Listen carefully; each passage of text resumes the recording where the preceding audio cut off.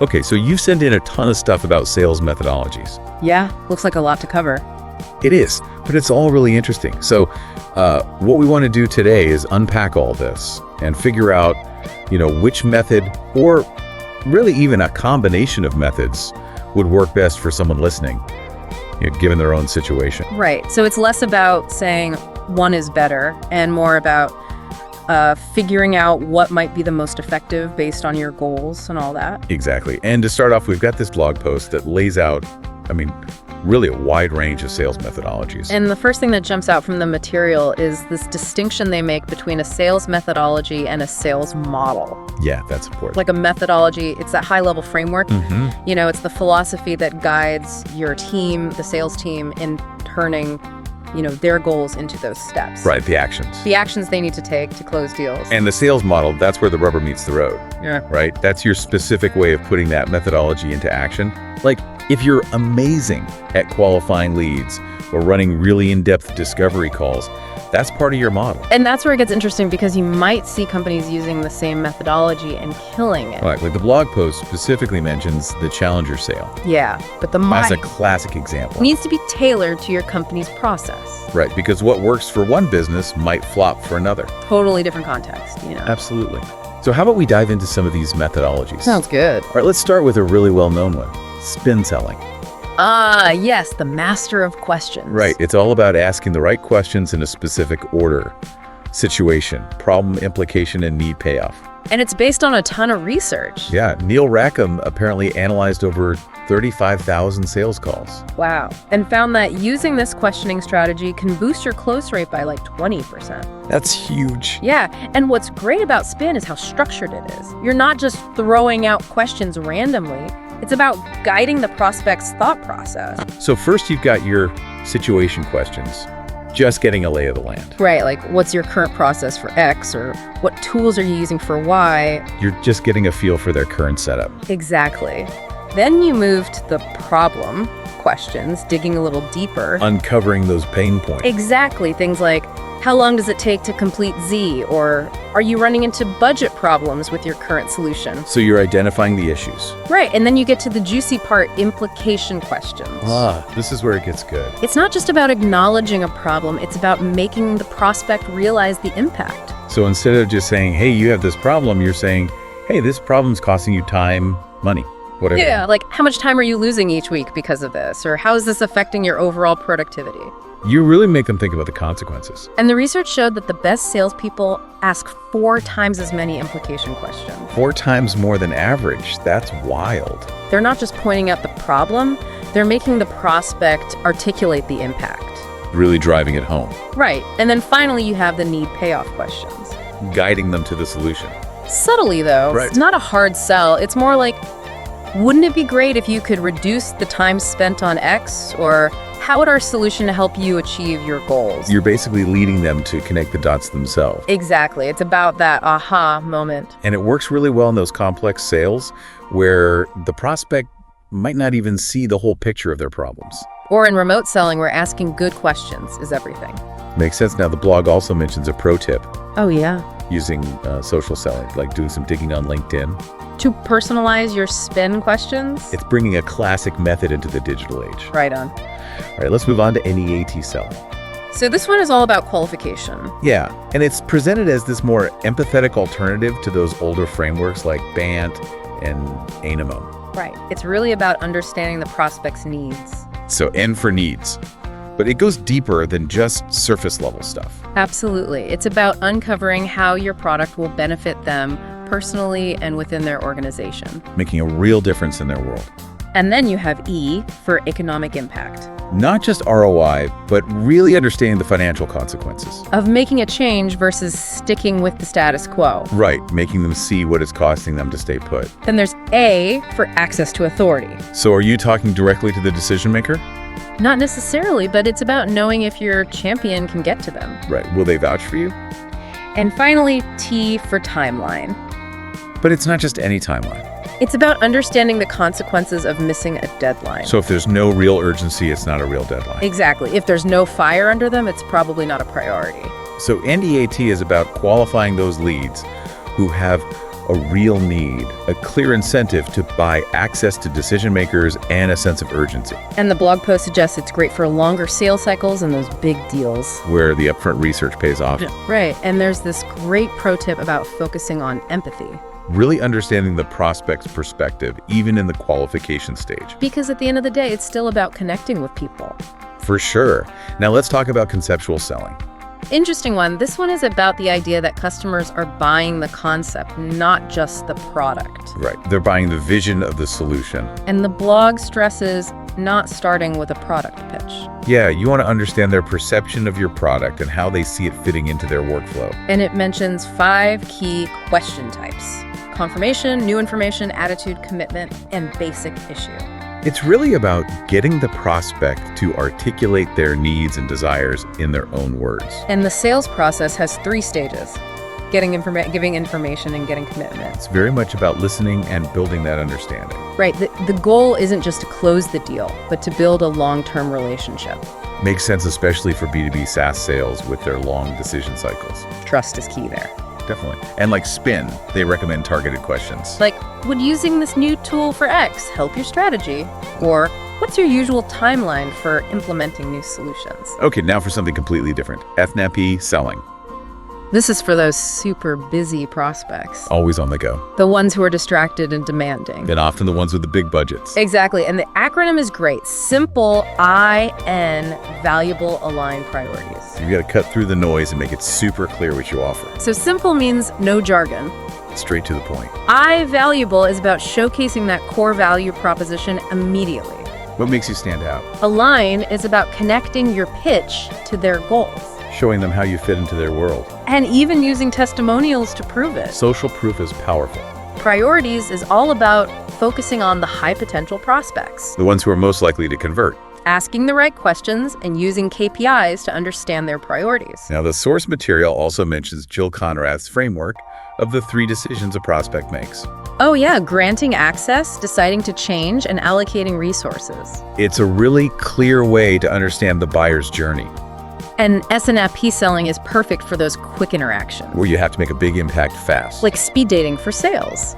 Kind of. And there's this great pro tip about using goal-centric social proof. Demonstrating value with real-world examples. Makes it much more tangible. All right, let's switch gears to the Challenger sale. This one's based on research that found 5 types of salespeople. Relationship builders, hard workers, lone wolves, reactive problem solvers, and the challenger. And the challengers, those are the top performers. They're the ones who consistently crush it. So what makes them different? It's the teach, tailor, take control approach, They start by teaching their prospects something new, providing insights that go beyond just their product. like thought leadership. Then they tailor their communication to that specific prospect. It's all about personalization, And finally, they're not afraid to take control of the conversation. pushing back when necessary to guide the prospect to the best outcome. It's about challenging the status quo and opening up new possibilities. And the source mentions this can be very effective for startups who are disrupting the market. Yeah, showing prospects a whole new way of doing things. Yeah, but it also requires really good lead nurturing campaigns, Personalized and educational. keeping them engaged over time. And sales automation tools can be a huge help there. Especially for B2B SaaS, where you've got these complex products that need explanation. You need to build that understanding, And that pro tip about shocking prospects sometimes. making them realize they need to change. That really gets to the heart of the challenger mentality. For sure. Now let's talk about the Sandler selling system. This one is all about mutual investment, Right, making sure both the buyer and seller are equally committed. like a partnership, It's a big shift from the traditional pushy salesperson image. more like a trusted advisor. Exactly. And the blog even compares it to N.E.A.T in the qualification stage, Both are about being thorough up front. making sure it's a good fit for everyone, And I like how they emphasize addressing potential roadblocks early on. like budget or timeline issues. If it's not a good fit, you just move on. No hard feelings. So no one wastes time. The source even says it's almost like the buyer is convincing the seller they're a good fit. They really want to work with you. And because it's so consultative, it works best for high-value deals and complex SaaS products. Where building trust is key. You need that solid foundation. And the pro tip about framing questions about problems in a less confrontational way. More like a helpful consultant than an interrogator. Yeah, that fits right in. Okay, moving on to MEDDICs.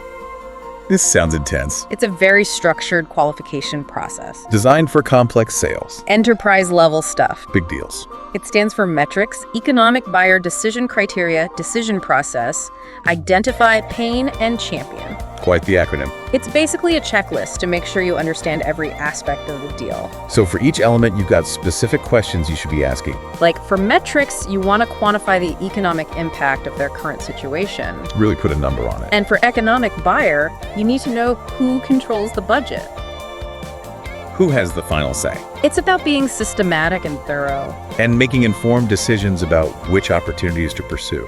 The blog recommends using MEDDIC early in the process. To weed out the bad fits. And it's a good fit for those large organizations with complicated sales processes. Lots of stakeholders and approvals. And the pro tip is to create a detailed buyer persona. Really understanding your ideal customer. So you can target your questions effectively. Now, how about solution selling? This one is all about selling benefits, not features. Focusing on the big picture. And the source uses this great example of a printing and design company creating a custom package for a client.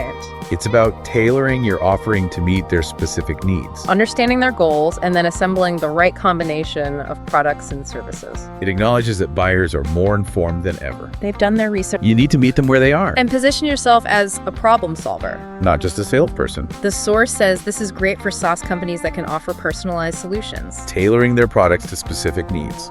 And they have this pro tip about starting with broad questions. To figure out their need. And then narrowing down to build a specific case for your solution. Okay, let's talk about inbound selling. The modern approach. Recognizing that buyers do their homework online before talking to sales. The source even talks about the flywheel model replacing the old sales funnel. It's all about attracting leads through valuable content. Making it easy for them to find what they need. And then nurturing them along the way. The source outlines 4 key actions for inbound reps.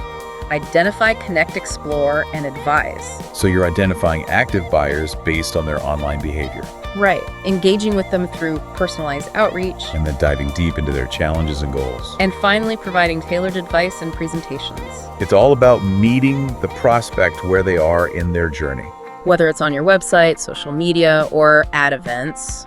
And the blog makes a strong case for inbound selling being beneficial for pretty much any SaaS company. Especially if you want to cut down on advertising costs. And attract more qualified leads. And the pro tip is all about using your CRM effectively. Integrating your touch points and personalizing the sales process. Absolutely crucial for making inbound work. Now let's move on to target account selling. This one's all about picking the right prospects. Focusing your energy on the ones most likely to convert. It relies heavily on sales automation tools to identify those high potential accounts. It's about quality over quantity. Doing your due diligence up front. So you're not wasting time on dead ends. And the goal is to build those long-term relationships with valuable clients. The source suggests this is a good fit for those high-ticket solutions. Complex deals with multiple decision makers. And where there's potential for upsells and cross-sells. It's about playing the long game. And the pro tip is to align your sales, marketing, and customer success teams. Creating a seamless experience for those high-value accounts. Okay, now let's talk about command of the sale. This one's all about confidence and urgency. Selling with conviction. Backed by deep product knowledge and understanding the situation. You're taking charge of the conversation, but without being pushy. That's the key. It takes training to strike that balance. Yeah, you need to be assertive, but not aggressive. And it often involves using internal resources for qualification. Making sure you've got all the information you need. And aligning with the customer's own buying process. So you're on the same page. The blog lays out the key factors for success with this method. Understanding the prospect's goals, their value creation process, how your solution fits into that, how they measure success, and what makes you unique. It's about being able to articulate your value proposition with absolute clarity, leaving no room for doubt. The blog suggests this is a good approach for SaaS teams that need a structured and predictable sales process. To improve efficiency and forecasting. It's about eliminating those surprises. Now, how about gap selling? This one focuses on the difference between where the prospect is and where they want to be, It's about identifying that gap. and then positioning your solution as the bridge. It emphasizes understanding problems over promoting products. You're not just talking about features, you're talking about solutions. Right. You need to understand their pain points, their fears, their challenges, and their aspirations. It's a deep dive into their world. And the blog suggests it's best suited for teams that have the time and flexibility for that deep investigation. You need to be able to ask the right questions and really listen to the answers, And the pro tip is to track your sales metrics meticulously. like pipeline velocity, customer interactions, and interaction time. To really understand how your efforts are paying off. And last but not least, we have the Customer-Centric Sales Methodology. Putting the customer at the heart of everything. This one is all about meaningful conversations and collaboration. Really understanding the prospect's needs and working together to find the best solution. And it emphasizes engaging with decision makers. The people who have the power to say yes. The blog breaks down this method into 8 key principles. And it all revolves around putting the customer first. So it's about conversation over presentation, Asking questions instead of giving opinions. focusing on solutions, not relationships, Targeting decision makers, not end users. promoting product usage to demonstrate value, Striving for quality over quantity. closing on the buyer's timeline. And empowering buyers to make their own decisions.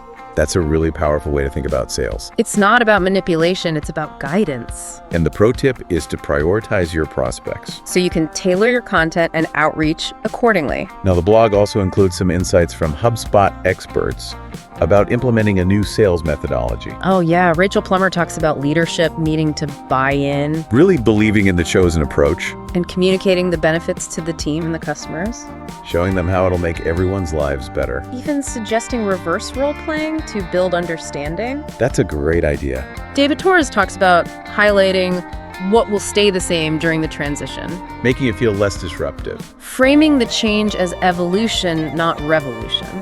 Introducing new concepts gradually, And drawing parallels to existing processes. so it feels more familiar. And Dan Tyers talks about distinguishing between tactical and comprehensive changes. Some are small tweaks, some are complete overhauls. He says to start with the goal and work backward using data. Don't just jump in without a plan. He also emphasizes the importance of ongoing support Helping the team adapt to the new way of doing things. and celebrating progress along the way. Makes sense. You don't want people to feel lost or discouraged. So we've covered a lot of ground here. A ton of different methodologies. And it's clear there's no one-size-fits-all solution. Every business is different. Every sales process is different. The key is to figure out what works best for you. Based on your goals, your customers, and your context. So think about what you've heard today. And ask yourself, what gaps do you see in your current sales process? Are there areas where a new approach could make a big difference? Which of these methodologies resonates with you? And which one feels like the best fit for your customers? Those are the questions that will guide you to the best path forward. Finding the right sales methodology for you can be a real game changer. So take some time, reflect on what we've discussed, and start exploring. And remember, there's no right or wrong answer.